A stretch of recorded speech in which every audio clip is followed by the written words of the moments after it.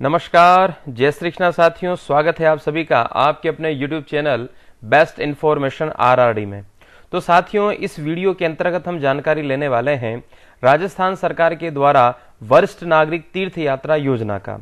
इस योजना के अंतर्गत कौन अपना फॉर्म अप्लाई कर सकता है, कहां कहां पर यात्राएं करवाई जाएगी, फॉर्म हम किस तरह से अप्लाई कर सकते हैं, कहां से कर सकते हैं, उसकी शर्त क्या है, पात्रता नियम क्या है, हम अपने साथ में किसको यात्रा के अंतर्गत ले जा सकते हैं। तो ये पूरी जानकारी इस वीडियो के अंतर्गत हम समझना प्रारंभ करते हैं। तो चलिए बिना किसी विलंब के प्रारंभ करते हैं विषय को।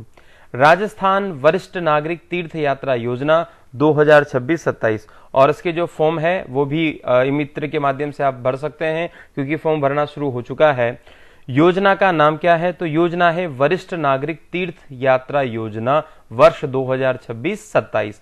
अर्थात यह जो यात्रा है केवल वरिष्ठ जनों के लिए है। वरिष्ठ जन जिनकी उम्र 60 या 60 वर्ष से अधिक है, केवल ये उन्हीं के लिए है।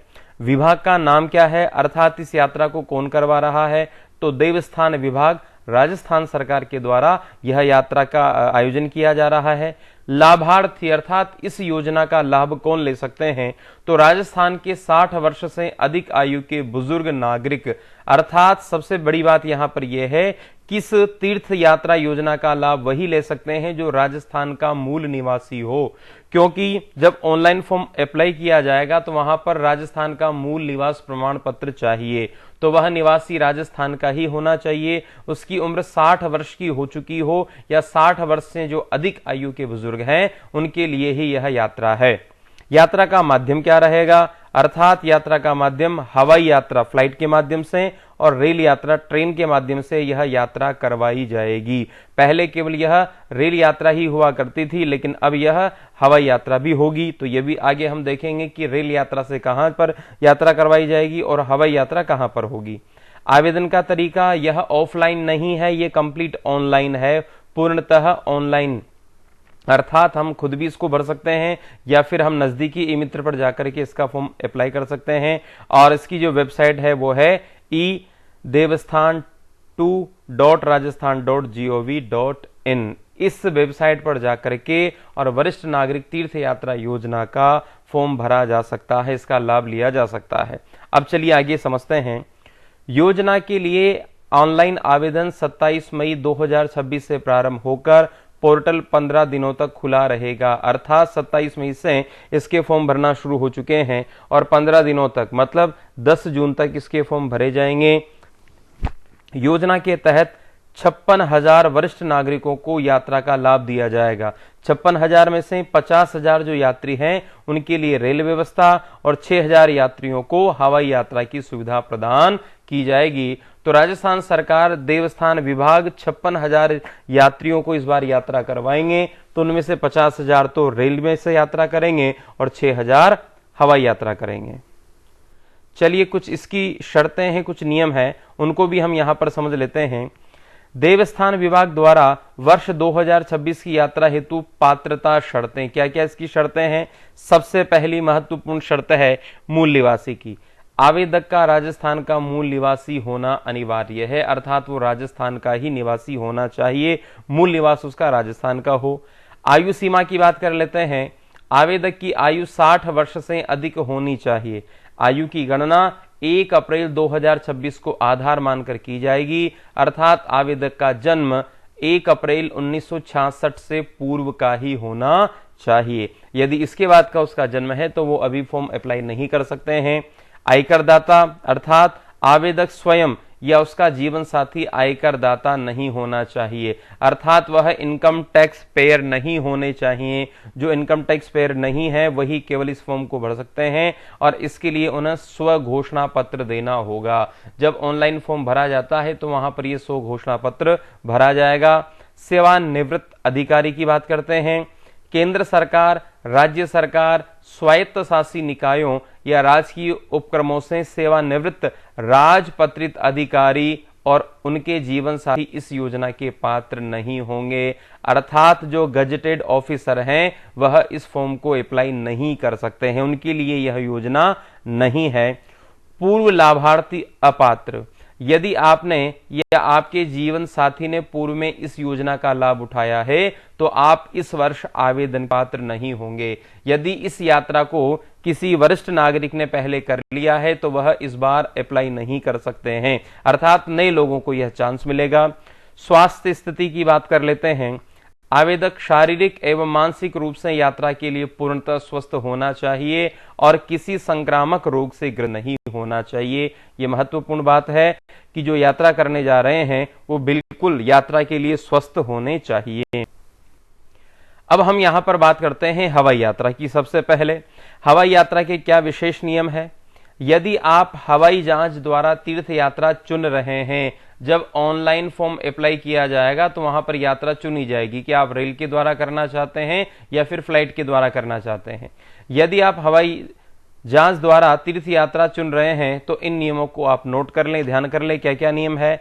80 वर्ष की सीमा, अर्थात हवाई यात्रा में 80 वर्ष या 80 वर्ष से अधिक उम्र के आवेदक पात्र नहीं होंगे, क्योंकि इस आयु में हवाई बीमा होने में तकनीकी समस्या आती है।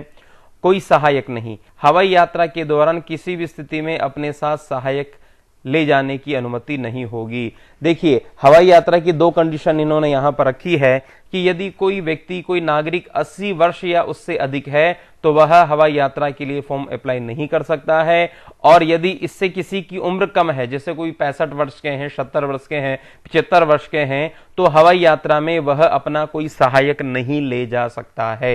रेल यात्रा के अंतर्गत तो सहायक का वहां पर प्रावधान रखा है, लेकिन हवाई यात्रा में कोई सहायक साथ में नहीं जाएगा। ये हवाई यात्रा के छोटे से नियम हैं।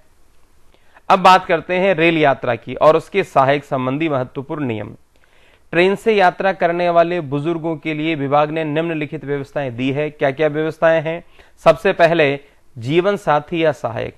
आवेदक अपने साथ केवल अपने जीवन साथी या एक सहायक में से किसी एक को ही ले जा सकता है। आवेदन करते समय ही इसका उल्लेख करना अनिवार्य है, अर्थात यदि कोई वरिष्ठ नागरिक यात्रा करने के लिए जाते हैं तो या तो वो अपने जीवन साथी को साथ में ले जाएं या सहायक को, दोनों में से किसी एक को ही वह साथ ले जा सकते हैं।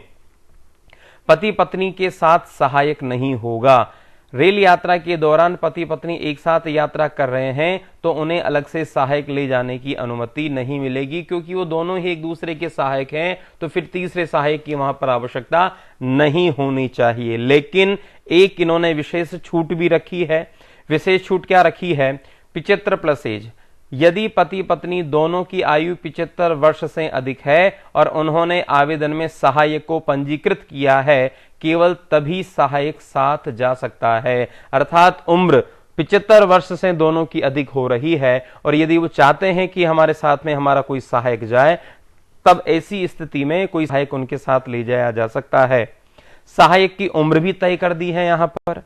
रेल यात्रा में जाने वाले सहायक की न्यूनतम आयु 21 वर्ष से अधिकतम 50 वर्ष के बीच होनी चाहिए, अर्थात 21 वर्ष से ज्यादा हो और 50 वर्ष से कम होना चाहिए। साथ ही सहायक पूरी तरह से स्वस्थ होना चाहिए, और स्वस्थ तो देखिए जो वरिष्ठ नागरिक हैं वो भी होने चाहिए और जो सहायक हैं वो भी स्वस्थ होने चाहिए, तभी यात्रा का आनंद आता है। एकल आवेदन। सहायक को यह घोषणा करनी होगी कि उसने किसी अन्य तीर्थ यात्री के साथ सहायक के रूप में आवेदन नहीं किया है। बिल्कुल ये भी बताना जरूरी है उस सहायक को कि मैंने अन्य किसी तीर्थ यात्रा के लिए सहायक के रूप में फॉर्म नहीं भरा है, आवेदन नहीं किया है, केवल एक के ही साथ में मैं सहायक के रूप में जा रहा हूं, ऐसी उसको घोषणा करनी होगी। आगे बात करते हैं आवश्यक दस्तावेज की कि क्या आवश्यक दस्तावेज चाहिए। सबसे पहले आधार कार्ड सबसे जरूरी है। जन आधार कार्ड, राजस्थान निवास प्रमाण पत्र, अर्थात उसका मूल निवास राजस्थान का ही है, यह जरूर चाहिए। आयु प्रमाण पत्र, उससे पता लगेगा कि उनकी उम्र 60 वर्ष या उससे अधिक है। पासपोर्ट साइज फोटो चाहिए। मोबाइल नंबर चाहिए और महत्वपूर्ण मेडिकल फिटनेस प्रमाण पत्र, स्वघोषणा पत्र चाहिए। साथ ही सहायक का विवरण एवं आधार संख्या यदि लागू हो, आवश्यक हो तो वो चाहिए। कोविड टीकाकरण प्रमाण पत्र, यदि विभाग द्वारा वो मांगा जा रहा है, यदि आवश्यक है तो कोविड टीकाकरण प्रमाण पत्र भी साथ में चाहिए। ऑनलाइन आवेदन सबमिट करते समय जन आधार कार्ड और आधार कार्ड के अलावा विभाग द्वारा तय किए गए आयकर दाता न होने अर्थात वो इनकम टैक्स पेयर नहीं है ऐसा तथा पूर्व में यात्रा का लाभ न जाने हेतु स्व घोषणा पत्र एवं चिकित्सा प्रमाण पत्र मेडिकल सर्टिफिकेट अपलोड करना होगा। ये ध्यान रखना है कि जब ऑनलाइन आवेदन किया जाएगा तो वहां पर कुछ स्व घोषणा पत्र होगा, जैसे कि सबसे पहले कि वह आयकर दाता नहीं है, उन्होंने पहले कोई यात्रा का लाभ नहीं लिया है और चिकित्सा प्रमाण पत्र भी उनको अपलोड करना होगा। खर्च की बात कर लेते हैं कि यात्रियों का वहां पर खर्च क्या रहेगा जब वो यात्रा करने के लिए जाएंगे।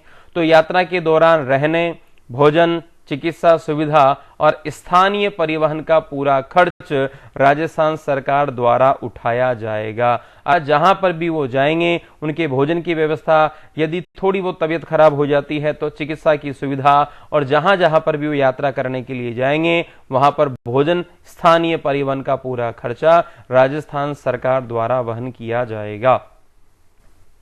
अब आगे बात कर लेते हैं कि यात्रा रेल द्वारा कहां कहां पर होगी और हवाई यात्रा कहां कहां पर करवाई जाएगी। रेलवे तीर्थ यात्रा की यदि बात करते हैं तो कहां कहां पर यात्रा करवा रहे हैं? रामेश्वरम, मदुरई, जगन्नाथपुरी, तिरुपति, द्वारकापुरी, सोमनाथ, वैष्णो देवी जम्मू, प्रयागराज वाराणसी, मथुरा वृंदावन बरसाना समेत शिखर, पावापुरी वैद्यनाथ, उज्जैन ओंकारेश्वर त्र्यंबकेश्वर, गंगा सागर कोलकाता में, कामाख्या देवी, गुवाहाटी, हरिद्वार, ऋषिकेश, अयोध्या, बिहार शरीफ, वेलकन्नी चर्च तमिलनाडु। यह जो सारी यात्राएं हैं यह तो रेल के माध्यम से करवाई जाएगी और हवाई तीर्थ यात्रा केवल एक स्थान पर इन्होंने दे रखी है, पशुपतिनाथ काठमांडू नेपाल के अंतर्गत हवाई तीर्थ यात्रा करवाई जाएगी और इसके अतिरिक्त सुविधा अनुसार सरकार अपने नियम में कुछ परिवर्तन भी कर सकती है, ऐसा भी यहां पर संभव है। तो इस वीडियो के अंतर्गत हमने जाना कि राजस्थान सरकार द्वारा वरिष्ठ नागरिक तीर्थ यात्रा योजना का जो शुभारंभ किया गया है उसके लिए क्या क्या चीजें आवश्यक है। यदि आप यात्रा करना चाहते हैं तो फॉर्म अप्लाई करना प्रारंभ हो गया है, आवेदन करना प्रारंभ हो गया है। आप नजदीकी ई मित्र पर जाकर के और इसका फॉर्म अप्लाई कर सकते हैं। आई होप यह जानकारी आपको अच्छी लगी होगी। यदि आपको ये जानकारी अच्छी लगी है तो चैनल को सब्सक्राइब करना ना भूलें, लाइक करें और शेयर करें। Thank you.